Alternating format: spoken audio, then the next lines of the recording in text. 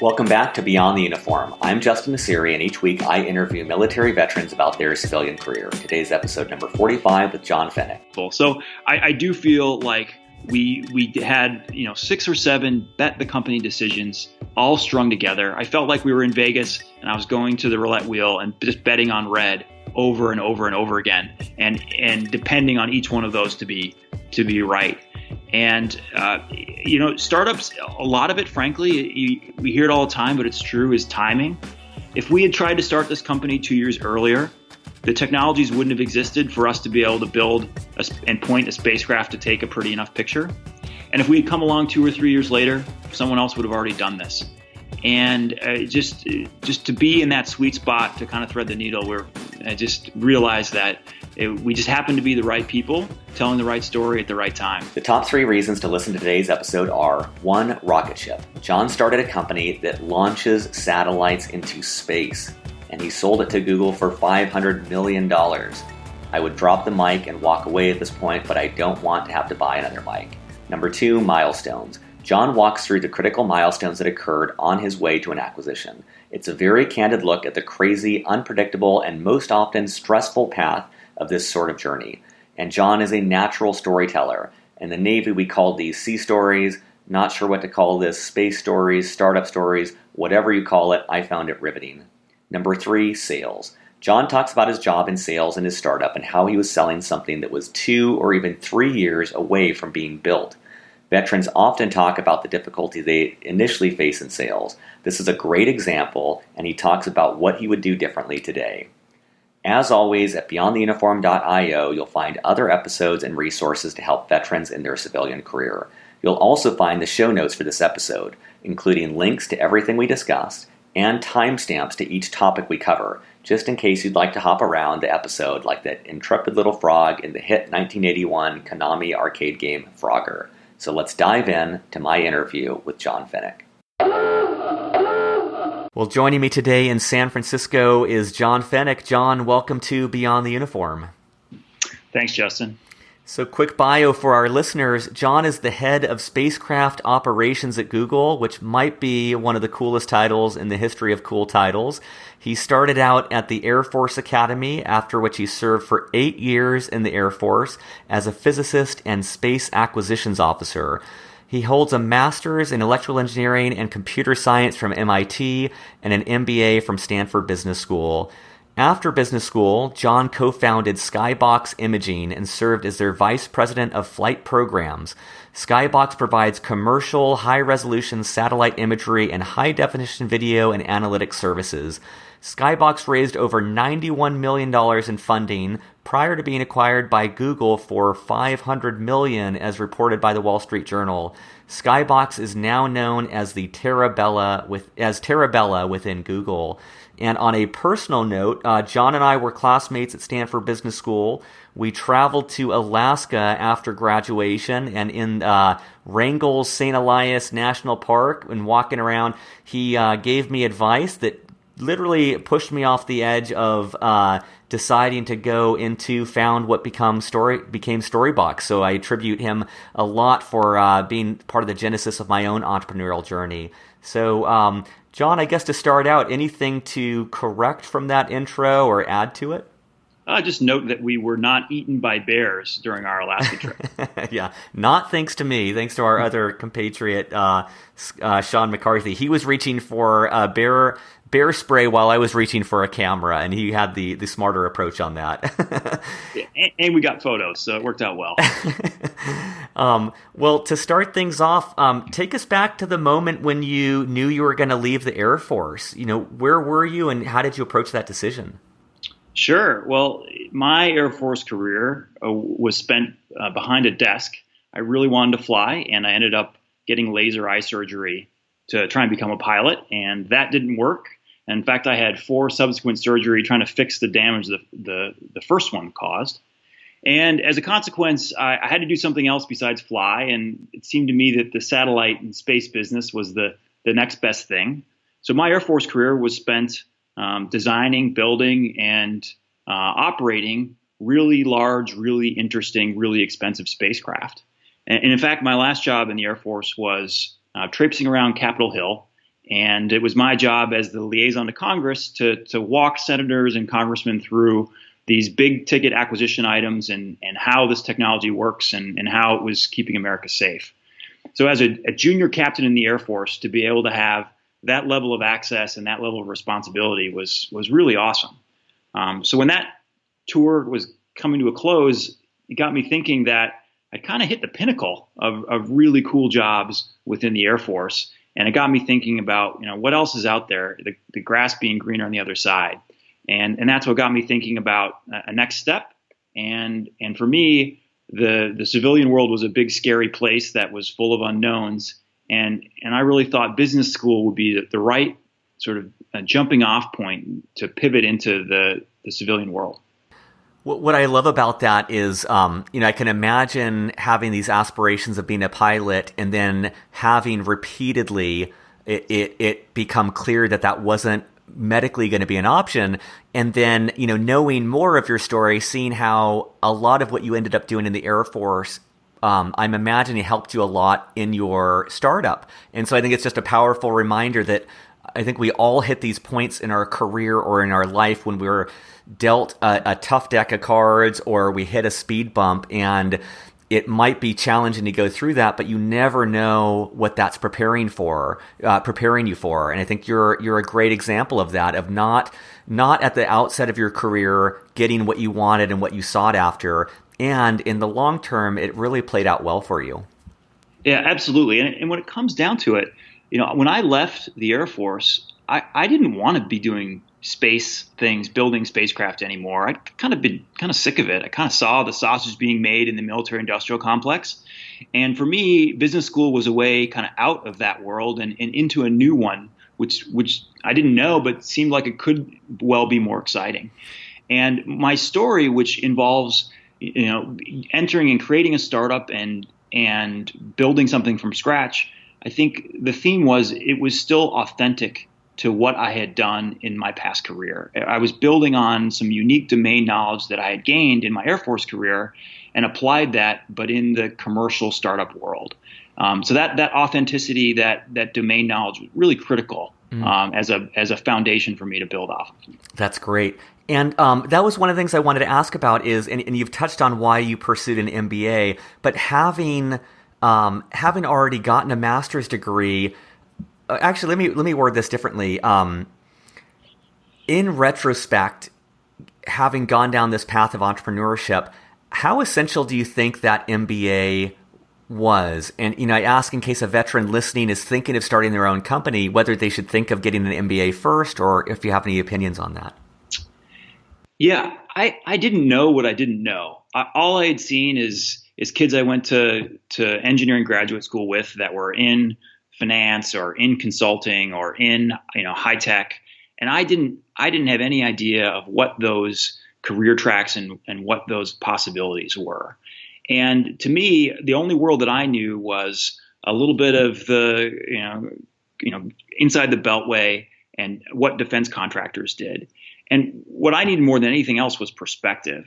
And I felt like business school, just interacting with a peer group that didn't come through and do the same things that I had done in my really narrow military channel, was going to be really critical for me to make decisions about what I wanted to do versus just the subset of things that I knew. And I imagine you get a lot of people who ask you for advice about business school. I'm wondering if you had one piece of advice to give to listeners about that application process for business school. What would that be? I think for vets, it seems scary, all the numbers in terms of GMAT scores and the yield acceptance rates, all those seem very, very daunting. What I didn't understand until I got into school and started interacting with the admissions committee, realizing that we as vets are treated entirely differently than the rest of the applicant pool. Business schools really value our perspective, our work ethic, just the fact that we're a bit different in a lot of really interesting and valuable ways in the business setting. And as a consequence, all the admissions committee are really looking to populate each of their classes with a reasonable percentage of folks from the military. And that's the pool of folks, admissions-wise, who any of us as an applicant would be competing against. And so that gave me, with hindsight, I was like, I wish I had known that going in, because it would have given me a lot more confidence that I had a chance. And, I want to talk about how you started SkyBox, but one thing that always comes up when I'm speaking with people is that thought of finding co-founders. And I'm wondering, how did you find your co-founders, and what advice do you have for other veterans in terms of finding the ideal people to really start a company with? For me, I knew I was interested in technology, but to be honest, as an Air Force officer, I wasn't a technologist. Very quickly, they started to remove the keyboard from my hands, just even as a first lieutenant. I became farther removed from the actual design and build and engineering, and was more in a program and project management role. And as a consequence, I learned what it was like to lead a team of people and to work on something of broad scope.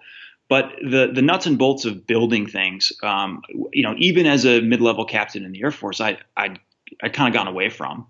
And so for me, it was really important, as I contemplated starting my own company, especially a tech company, especially a hardware technology company, to find folks that really hadn't divorced themselves from the building stage and could be my kind of the yin to my yang when it came to building something from nothing.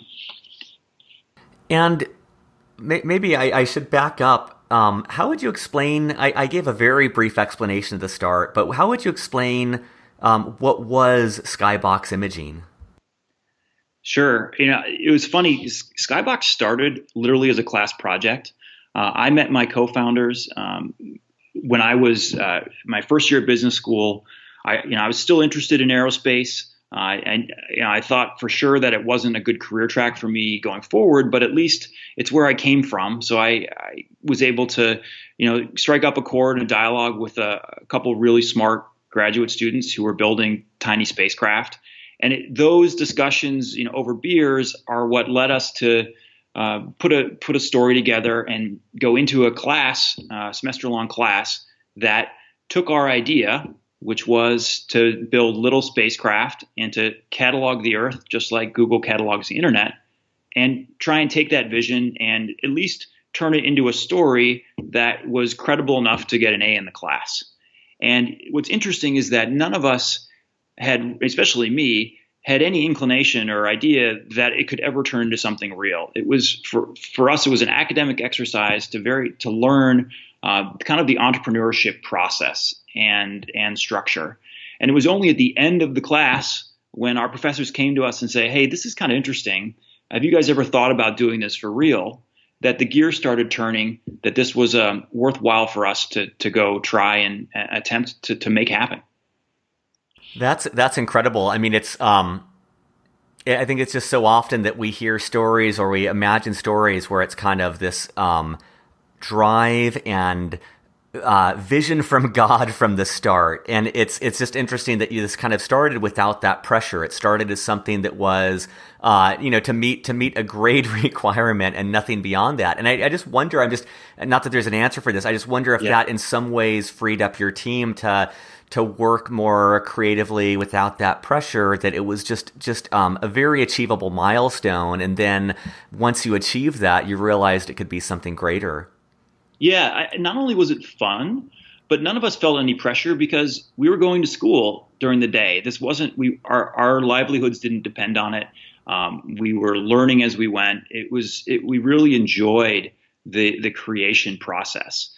And I told my co-founders, even as we founded the company in my second year of business school for real, that I was along for the ride until everyone told us no. And as soon as everyone tells us no, then it's time to close up shop and go find something else to do. The baseline set of things that we'd been exploring in parallel, over the last, couple years when I was in school. And what's interesting is that 7-8 years later, we're here because people kept telling us yes all the way along. Sometimes it took a long time to get to yes, and there were a lot of no's in between. But we always found a door to walk through that was open to be able to continue building this story and building this business. It's refreshing because, again, there's this stereotype of just unfettered optimism and kind of blind optimism. And I like, your approach, which seems healthy, of just kind of going along without this pressure and not even any sort of expectation that this is going to have the fantastic outcome that you did have. And I just think that's refreshing to hear. And I would say there's a caveat though, which is, while, especially coming out of the military, I ever the skeptic. I always, tempered everything that I thought of and did with, ample margin. And a lot of that comes from being in the military. We are very much demanded to be right at every turn, especially in the spacecraft business, where the consequences for being wrong are so high. And as a consequence, even during the startup formation process, I always, hedged our bets in terms of what we could do or what was possible.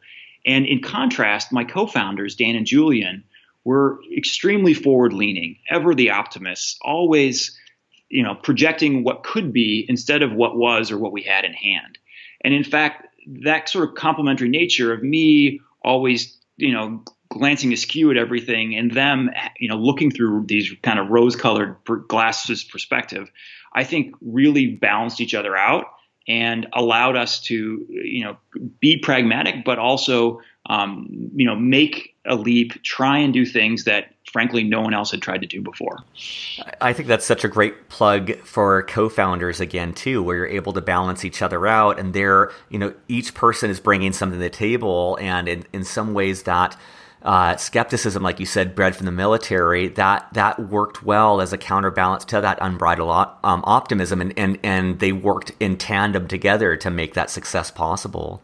I think there's one other element with regards to finding co-founders.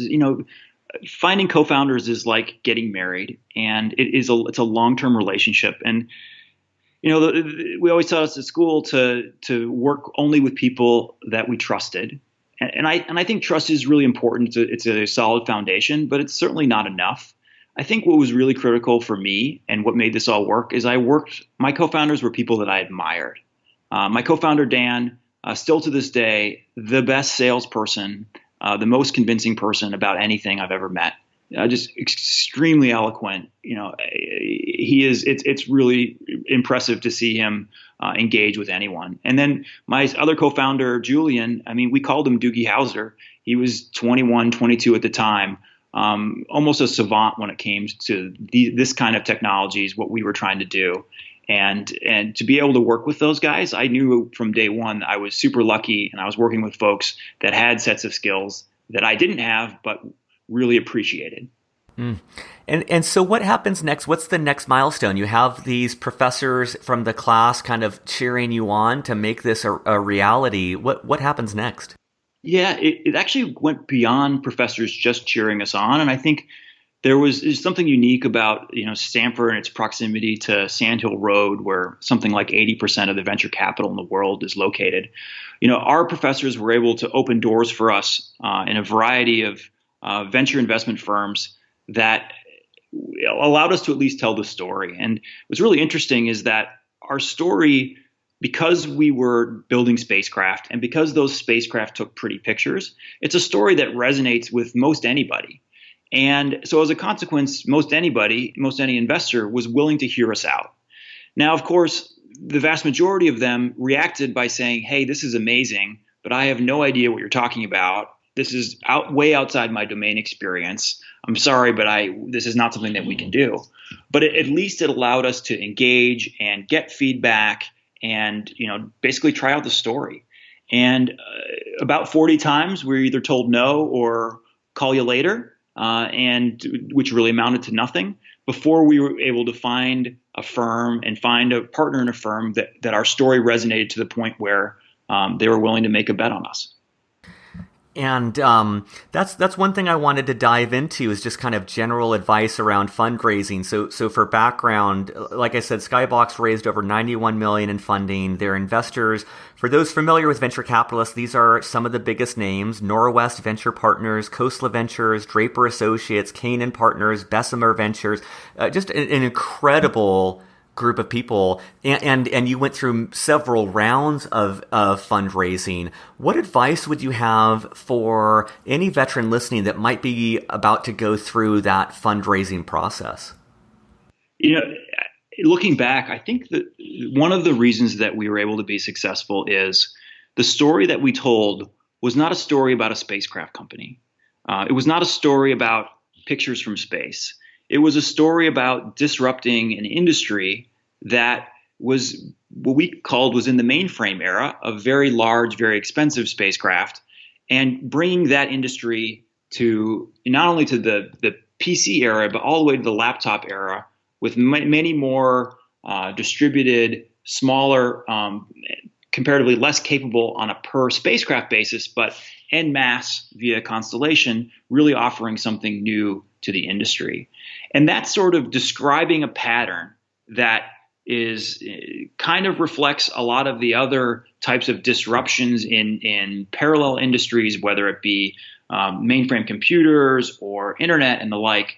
That was what resonated with investors that we told the story to, because while they didn't know anything about spacecraft, they knew a lot about making money in a lot of these enterprise and consumer internet type plays over the last 20 years. So it was telling a story in a way that they could understand and they could match to previous investments was super critical.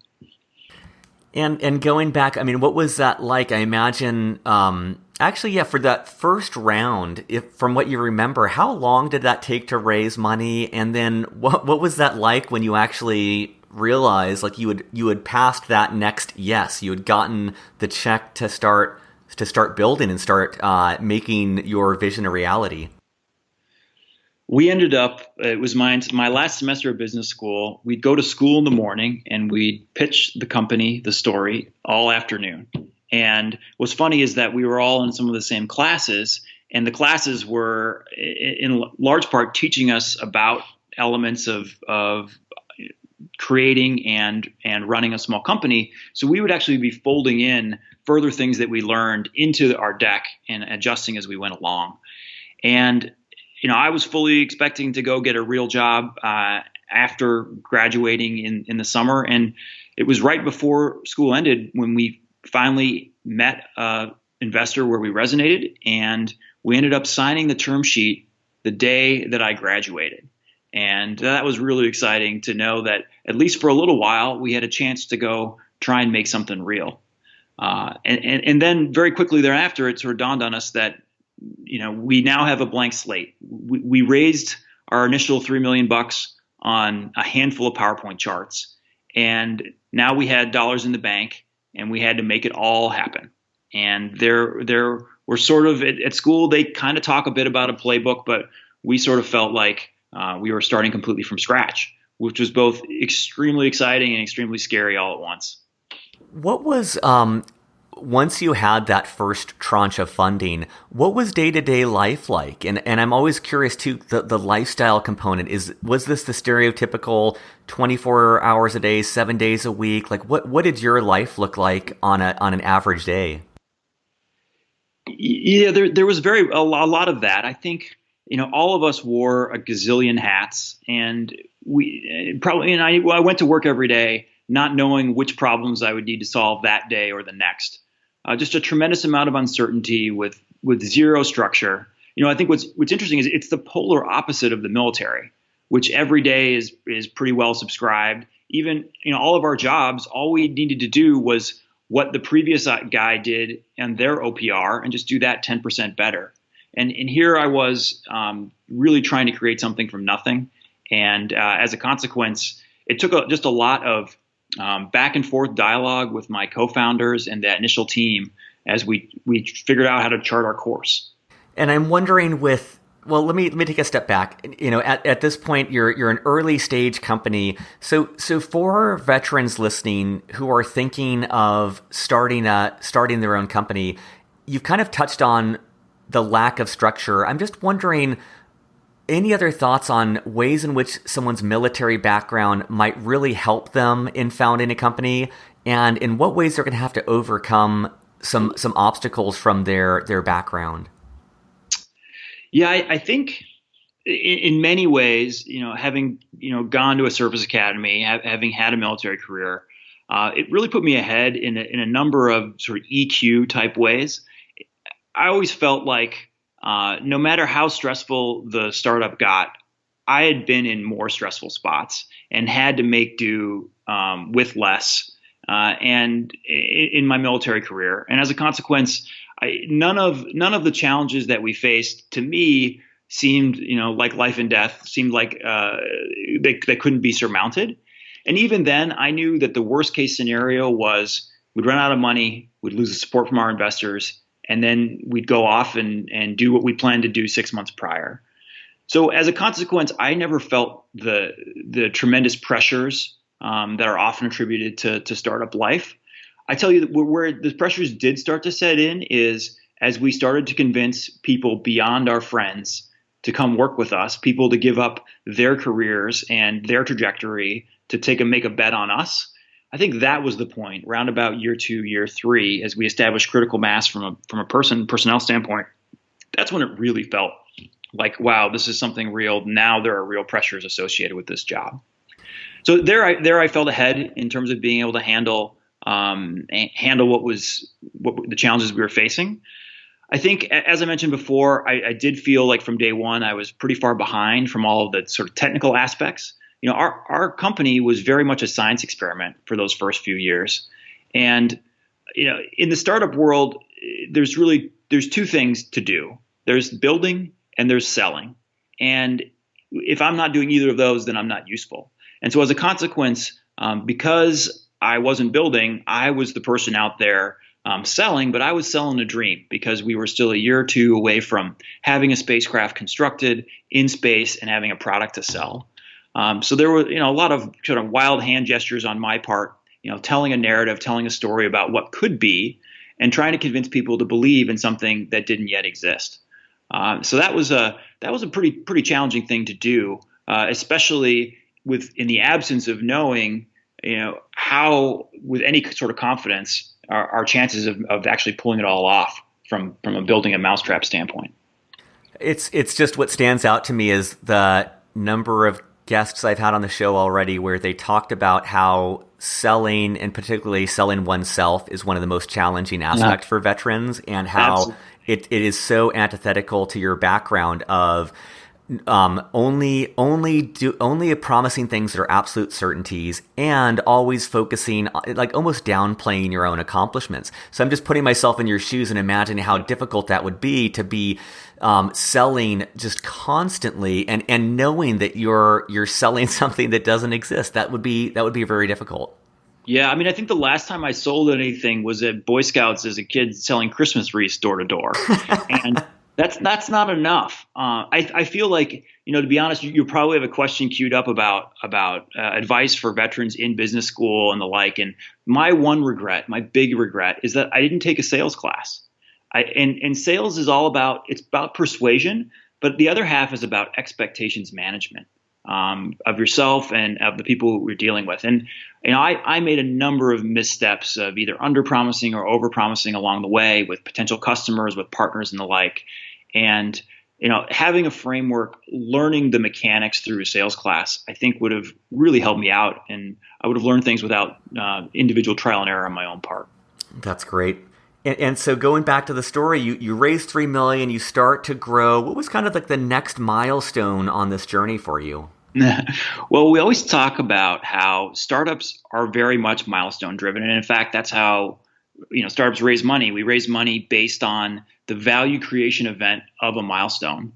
The challenge in our business is there's really only one milestone to get going. That's putting a spacecraft in space and taking a pretty enough picture to be able to sell. And for us, that happened at round about the 4-year point. And we had to raise a number of rounds of funding to get there in between. So as a consequence, we had to be very creative in manufacturing milestones along the way that gave at least some semblance of idea that we knew what the heck we were doing. So what we did is we ended up leasing a Learjet and poking a hole in the bottom and taking the same camera that we were putting on the spacecraft and flying it at kind of ballpark the same speed to be able to generate imagery like which we would sell. And we held that up to our investors and said, hey, look, this is kind of sort of similar, don't you trust us? Don't you see that we know what we're doing? And that's a pretty tough sell in and of itself, but it was all we could do to show that we were making progress towards this, what amounted to a binary event, launching the spacecraft, making it work, showing that we had a product that we could sell in the market. That's incredible. It just makes me realize like all of the thousands of problems you must have had to solve as a group on your way to literally launching these things into outer space. And it's problems that we solved, together. But many of these, we only had one smart person in all the different disciplines that go into building a spacecraft. And so when we launched that first spacecraft, each person that had a contribution to building that spacecraft had a monitor and a desk in our operations center, and they watched their piece of this puzzle the very first time. And each one of those people in each one of those seats, their part had to work or we would fail. And so just the amount of trust that was required of these 15, 20, 30 folks that had contributed over the last 4 years, blood, sweat, and tears to make this happen. And it all literally had to be strung together and all work. And to see that all happen and have that trust pay off was a tremendously satisfying experience. How far in the process was that when you were able to launch your first satellite, and what was that lead up and that process like? Yeah, it was about 4.5 years into the business, and of course in startups was age and dog years. 4.5 years just to be able to prove the concept is eons. And, that's what required a lot of the tap dancing with our investors and the like to get to that point. It's very interesting, the number of these, as I refer to, these binary outcomes in our business, even just in the launch process. First and foremost, the rocket that our spacecraft is on has to go up and work. We've seen recently a number of spectacular cases on YouTube where that it hasn't worked. So we knew there was a 5% chance the rocket would blow up. We didn't raise enough money to have a second chance. All our eggs were literally in this one basket. But just getting the spacecraft up in space wasn't good enough. We had to turn it on. It had to beep like Sputnik. And in many cases, a lot of spacecraft do have infant mortality where that doesn't happen. So hearing that first ping back from the spacecraft was a celebration in itself. And then the way that we build our spacecraft is that we have a door that covers up the telescope that takes the pictures. And that door has to pop open.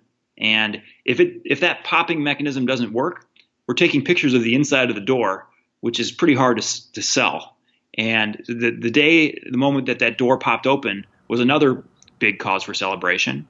And then finally, we had to be able to point the spacecraft at some place on Earth and take that first pretty picture. And I remember very vividly the moment when that first picture came down. About 40 or 50 of us were crowded around a monitor.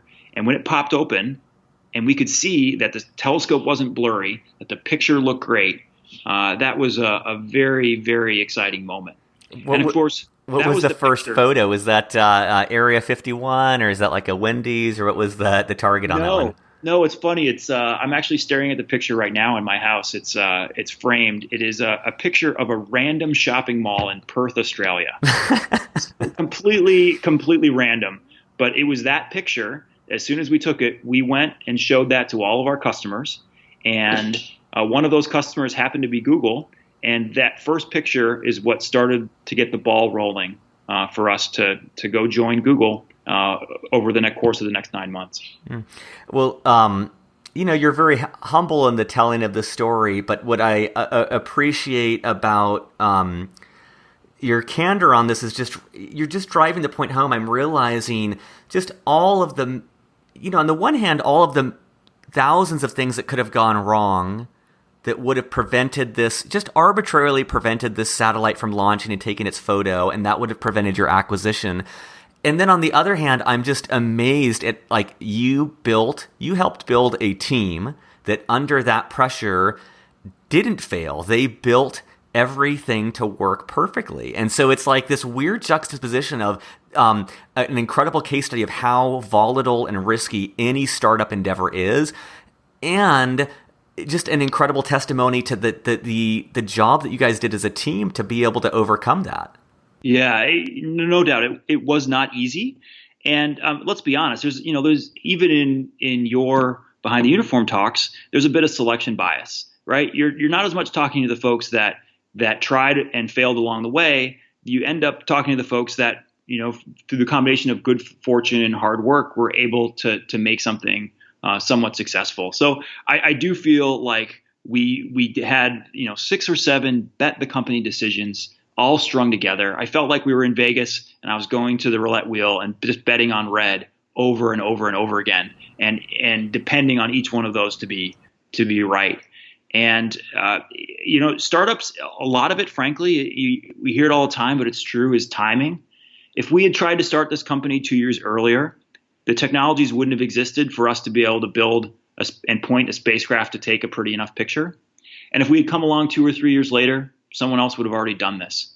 And just to be in that sweet spot to kind of thread the needle, I just realized that we just happened to be the right people telling the right story at the right time. And so from that photo, you show that to Google. How long was it until the acquisition was finalized? About 9 months. And some of that is that these things aren't easy, especially when we're a high growth startup.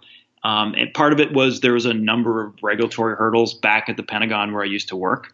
But it was, it was a courting process. But we knew very early on that Google was a wonderful fit for us. We used to literally count and worry about every server that we purchased to be able to go process our imagery. And of course, being part of Google, we didn't have to worry about that anymore. Besides that, we were trying to wrap our heads around how do we allow our customers to see our imagery and navigate around it, and to be able to build on Google Maps and Google Earth. You just solve that problem overnight.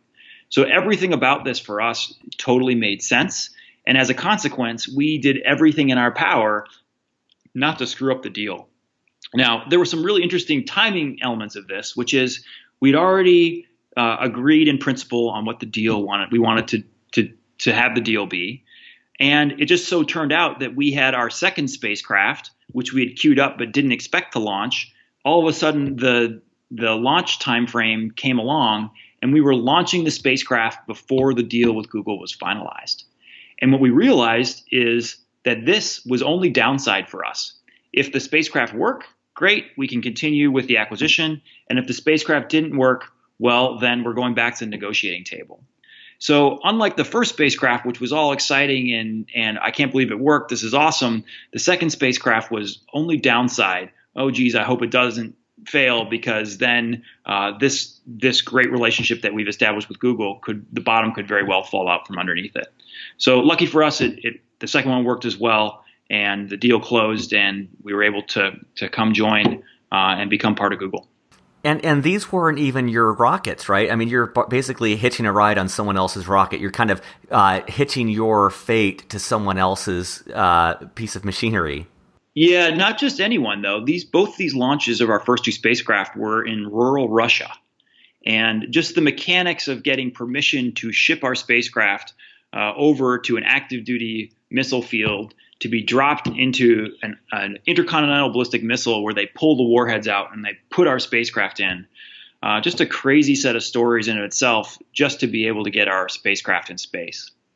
It's just so wild. I mean, I think that the military background is so great for this, because I am literally looking, I'm like sitting on the edge of my chair and just feeling feeling so much stress from everything you're describing, of just every milestone along the way. And so, yeah, I can only imagine. And one thing I wanted to ask is for any veteran listening that's aspiring to go through an acquisition process or might be in that process right now, what advice would you give about going through that process of having someone buy this company that you've spent years building? Yeah, what was really important for us is that we never planned on an acquisition. And I think that's really, really critical. The first thing we learned in negotiations class is you always have to have an alternative. And we wanted to make sure that we were on a path to be able to have and maintain a standalone business based on the set of investments and the like that we had brought on board. And I think we were always open to having those kind of partnership and acquisition discussions, but we never thought of it as an imperative. And as a consequence, when we were successful in improving the technology, the acquisition was really just an opportunistic, being able to take advantage of something that was there and was clearly the right call for us at the time. I think one thing I've learned in the process of starting a company is the moment that we took our first dollar as a fledgling startup, we started working for somebody else, and really our investors, they made a big bet on us. They took a lot of risk based on a few folks with a few PowerPoint charts, and as a consequence, we were always working for them and under the gun, under a ticking clock. And I think we soon realized that upon acquisition, all we were doing is shifting who our bosses were, and that we were still under the gun, still under this ticking clock to be able to deliver, to be able to create a standalone business. And it's just the names may change, but the expectations and the guidance and the pressures, I think, still remain for us, even post acquisition. Although it certainly is nice to have the Google bikes and the bean bags and the nice food every day. That's all, and Google's resources behind all the work that you're doing, I'm sure, is pretty awesome as well. Absolutely. Maybe just a couple, before I turn over to you, just to kind of cover anything we've missed, a couple just general military questions I like to ask is, I think that the military in so many ways helps prepare people and puts them ahead and forms really good, healthy, positive habits. I'm wondering, were there any bad habits that you had to break from the military, or any habits that you had to break to be successful on the civilian side? Well, we already talked about the one about how the military teaches all of us to be right every time, and therefore that's constraining in the civilian and the business world. I think another really challenging aspect in my transition, and I still struggle with this, is in the military, everybody's on the same team. Everybody has a shared mission. Everyone's working towards, basically the same general goal of defending our nation's borders. And in the business world, I soon realized that is not the case. These sort of incentives are not aligned. Everyone is out for themselves and the entity that they're representing. And in many cases, that is in direct opposition or orthogonal to what I was working towards. And that was a real challenge for me to shift that thinking, to realize that, hey, these people may not be, or almost certainly aren't acting in my best interest. In fact, my interest and theirs are polar opposites. So I was going to ask about entrepreneurship, and Sure. Especially for people on active duty who are getting out, who are trying to figure out which career path to start down. Yeah. Do you have any thoughts on indications that they might be well suited to entrepreneurship and really thrive here, as well as indications that this might not be ideal for them? And as part of that too, any thoughts on timing of whether it's better to, pursue advanced degree, which you've already spoken to a little bit, or get more time in industry, or do it right away? Just kind of a sense of how they might figure out if this is the right thing for them. Yeah, I think in general, advanced degrees in business schools are great for people that don't know what we want to do. My one piece of advice would be, if anyone has an inkling of something they want to go try and do, it's best to just VFR direct, go do that. Go see about that idea, about that thesis that you've built about what you want to do with your life. And that's the easiest way. Instead of trying to triangulate around it, just go for it and see if it sticks, see if it works. And as soon as you realize it doesn't, we can just cross it off the list and move on and adjust that thesis to the next idea, the next possible career path. I'm a big fan of just being direct and trying to figure things out by trial and error, because it just gets to what's next and what's potentially more optimal that much faster. Yeah, I love that. I mean, it's such a more efficient way to figure it out, and just to dive in and get a feel for whether you like it or not, because there's no way to really approximate that without the direct experience. Yeah, I mean, let's be honest. Advanced degrees are just procrastination.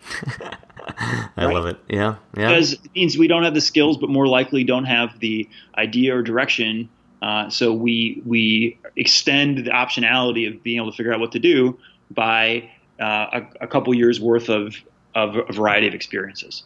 That's awesome. Well, I always like to save the chunk at the end to just turn it over to you. I mean, you've answered a lot of great questions and provided a lot of incredible insight on your own story. Knowing that you have an audience of active duty personnel and veterans who have already transitioned, what other advice would you want to give them, or what else would you like to share, either personally or professionally or both? Yeah, I think what I realized in my career path is that there's a tremendously large network out there of fellow vets and additional folks who support and believe in people like us. And some are very easy to track down. Some, like yourself, are even prolific in terms of being able to connect with. But some are hard. Most everyone's going to be receptive, but maybe are not that easy to track down. In my career search, especially related to my startup, I was the one who was proactive. I tried to ferret out as many people and advice as I could. And in doing so, back to what I was saying before, I found it so important to walk in to every conversation with a thesis.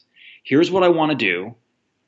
And that allowed me to engage and allowed the persons that I was talking to be able to wrap their head around how they might be able to help, who they might be able to contact me with, what kind of advice to give. Having it be very directed and focused on this idea of what I wanted to do. Now, that's scary sometimes because maybe what I wanted to do was just stupid, but at least this was a way to confirm or deny and allowed me to adjust or scratch things off the list. But I found that I had to be proactive. I had to ask. And not only that, what I found to be it seems very, very tactical, but at the end of every conversation, I always said, who else should I be talking to? And it turns out that the best and most fruitful conversations for me were never the first ones, were never the cold call. It was that second, third, fourth degree of Kevin Bacon separation of someone I got connected to that really had an insight or was able to really help me in a substantial way. And we're vets. Everyone's going to answer the phone. Everyone's going to answer the email. We just got to find the folks and make the ask and have the thesis. Well, John, this is awesome. I appreciate your taking the time to speak with me and share your story, and I appreciate just the role model you're being for other veterans of someone who has taken considerable risk and gone after just building a dream of literally launching satellites into space. And so I appreciate the example you set for other veterans of what any veteran can do, that they can go after something that seems impossible and just take it milestone by milestone, and they could achieve something that changes the world and changes the lives of those around them. So thank you for that. You're welcome, Justin. This has been fun. Surface.